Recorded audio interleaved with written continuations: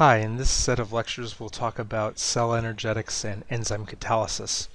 We'll show that basic thermodynamic considerations apply equally well to life as all phenomena. We'll talk about reactions and how free energy controls their direction and the relative amounts at equilibrium. We'll talk about activation energies controlling reaction kinetics. We'll talk about how the cell does energetically unfavorable reactions by coupling them to energetically favorable ones, which are always more favorable in magnitude than the desired unfavorable reactions are. We'll give an example of how enzymes reduce activation energies, and then we'll talk a little bit about protein folding, which has some conceptual difficulties which the proteins solve automatically, but it's hard for us to fully grasp how they solve that issue. The simplest view of energetics of cells is that we consume food and we produce two things. We break the food down, we get useful forms of energy, and we get building blocks of molecules that we want to make. Then we can combine these building blocks using some of the energy we capture into the desired forms that we wish. The exception to this would be plants or bacteria that, instead of ingesting food, photosynthesize sugars from sunlight and carbon dioxide, and then use that energy and those building blocks to make the molecules they need. Cells do not violate the second law of thermodynamics, which states that the entropy of a system always increases. At some points there was some confusion because cells obviously become more ordered, highly ordered in fact, and this was originally seen as a contradiction.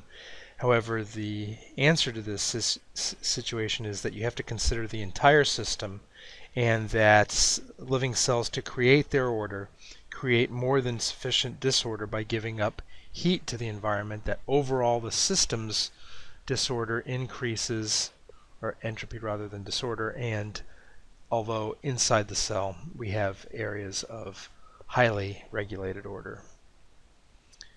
It is the Gibbs free energy that determines whether reactions occur spontaneously, and on this slide we see that the free energy of this reaction would be the difference between B and C. Because of the law of microscopic reversibility, some Y will convert to X, a smaller amount of X will convert to Y, and there's an equilibrium. The amounts of reactant and product will be in equilibrium. They are determined by the ratio of the forward and reverse reaction rates. The forward reaction rate is much faster because the activation energy for the forward reaction is the difference between A and B, whereas the activation for the reverse reaction is the difference between A and C. Since this has such a large activation energy, not many molecules make it over that barrier. This difference between B and C, the reactant and product, will also determine their equilibrium amounts. When enzymes or other catalysts speed reactions, they do so by reducing the activation energy from A to B to a smaller value, which is shown here as D to B. Now this activation energy is smaller, and Y can go even faster to the product X. The reverse reaction also speeds up, but again, their relative ratios have a relationship governed by their free energy differences. Notice that in the uncatalyzed case and the catalyzed case, the energy of the, I should draw it this way, the energy of the reactants, sorry it's so wiggly, and the energy of the products does not change. You have not changed the direction of the reaction, you have not changed the relative amounts of the products and reactants when you're at equilibrium. All that you've changed is the rate at which you approach equilibrium. And here I've put in some numbers just to discuss that the free energy of the reaction is minus 15 kilocalories, starting with the B down to C, and that's the direction of a spontaneous reaction. It will always be specified by a negative Gibbs free energy. And here we schematize the amounts at equilibrium: smaller amounts of Y, larger amounts of X, faster rates of conversion from Y to X, and slower rates converting X to Y. For two reactions, you can add the delta G values to determine how the overall reaction will proceed. In this case, we have X turning to Y. This is an unfavorable reaction because it has a positive delta G difference, and then Y gets converted to Z, which is very energetically favorable with a negative 13 kilocalories per mole. The combined conversion of X to Z is energetically favorable at minus 8 kilocalories per mole. So even though the initial step is unfavorable, we're still allowed to have this overall reaction sequence go because it is energetically favorable in sum. So we see that these are relative amounts based on the previous energetics. I'll flip back. Again, X going to Y is unfavorable. X going to Y is unfavorable, so there's more of X, less of Y, but going from Y to Z is very favorable. So over time, when all the sequential reactions, there'll be a little more X, a little more Y, but net we've got conversion of X to Z because this is the most thermodynamically stable molecule. You can think of a Y as a branching point. Every time an X molecule goes to Y, the molecule at Y can either go to X or Z, with Z sort of being a sink, so that the unfavorable equilibrium between X and Y over time will get siphoned off into molecule Z. And in general, we'll see that unfavorable reactions, even if they're not sequential, they can be coupled to other reactions like hydrolysis of ATP, because this is so energetically favorable that you can actually make molecules like Y, which are less stable, less thermodynamically stable than molecule X, but you're paying for it by the hydrolysis of ATP, and we'll see some examples of that.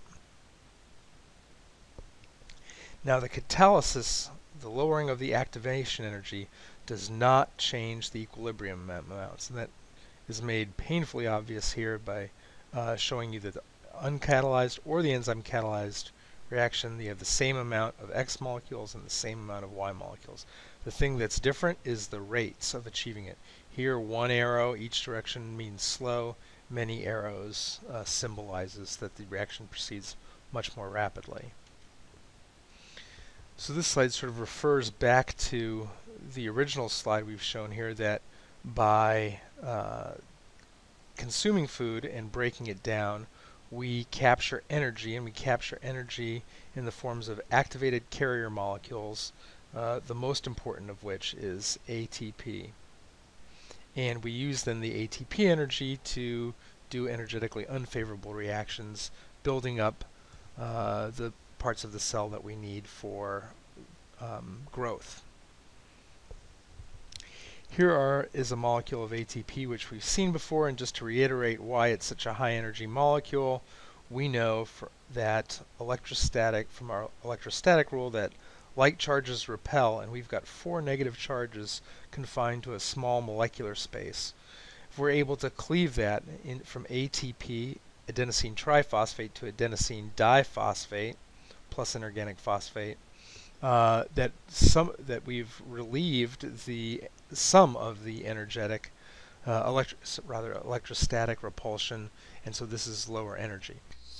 In addition to ATP, NADH and NADPH are important high energy intermediate molecules. They participate in the synthesis of ATP itself, and also in the synthesis of many molecules, in providing high energy electrons to reduce a molecule to a higher state. We'll talk about these molecules a lot more in the second part of the course. For this portion, it's going to be primarily ATP that we're concerned about. I'd like to leave with 2 examples of how ATP is used to drive synthesis of biopolymers. In this case, we have amino acids being joined to elongate a protein. we have amino acid here and amino acid here, and here is the peptide bond. That is driven by the coupling of the amino end of one new amino acid to the carboxyl end of the existing polypeptide chain. You lose water molecule in a condensation reaction, and you're creating a new peptide that's one amino acid longer. This on its own is energetically unfavorable, and it is paid for by the concurrent utilization of a molecule of ATP. Similarly, we have nucleic acid synthesis, in this case RNA, growing in the 5' to 3' direction, where you have, again, loss of a water in a condensation reaction of the next nucleotide driven by the hydrolysis of ATP. Okay, thank you very much.